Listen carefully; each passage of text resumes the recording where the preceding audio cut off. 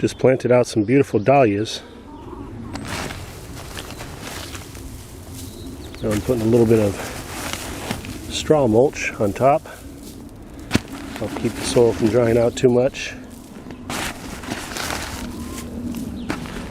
Pretty hard in clay. So what I did is I added in a little bit of organic potting mix to the native soil, blended that together before I planted out the dahlias.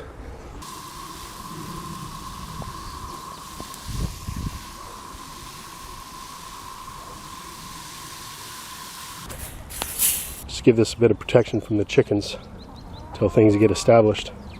Isn't that right, ladies? Because right now you're in the coop. Come this evening, you'll be roaming around doing some free ranging, won't you? So I am turning over some of the soil here in the chicken coop. There was a mound of weeds that started to actually take root over here. But as I flip these chunks of soil over, you can see the worms in here are abundant.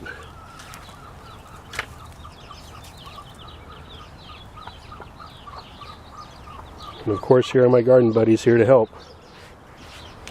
So they get a gorge on a natural diet.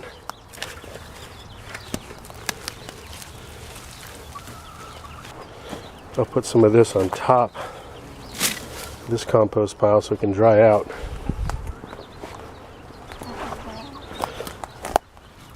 I don't like to put viable weeds like this directly onto the soil, even in the chicken coop. Can start to take root.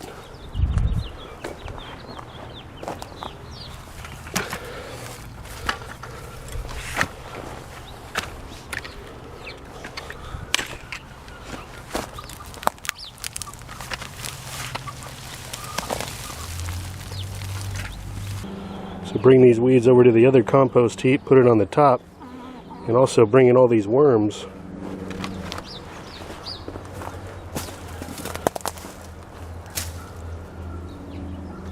There are so many worms in the soil here in this chicken coop that after it rains, not only do you hear them at the soil surface crawling around, but you can actually, if you look closely, see the soil moving.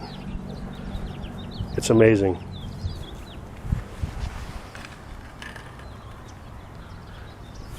Easy picking, huh, Matilda? All you can eat. They love their abundant tree kale back here in the corner. These plants were full bushes a few days ago, but as of late they've really gone to town on it.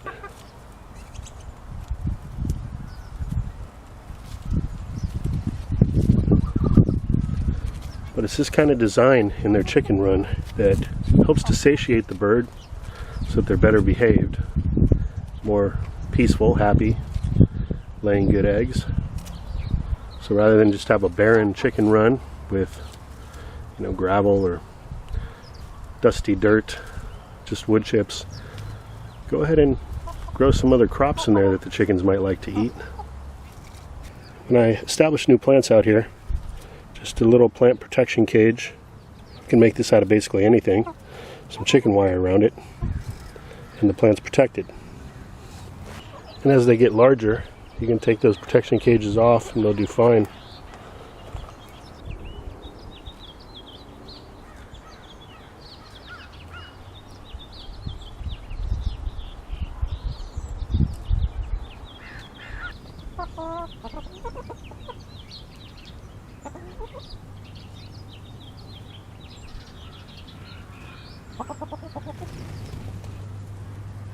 Well, we've got some overcast skies developing. We've got some rain supposed to come into the area tonight. Thankful for that.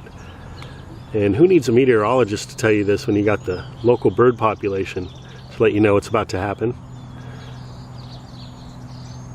Their behavior really does change prior to a rain event. They become a lot more vocal, a lot more active. But just another one of those things that you begin to notice and connect with when you spend a lot of time outdoors in nature.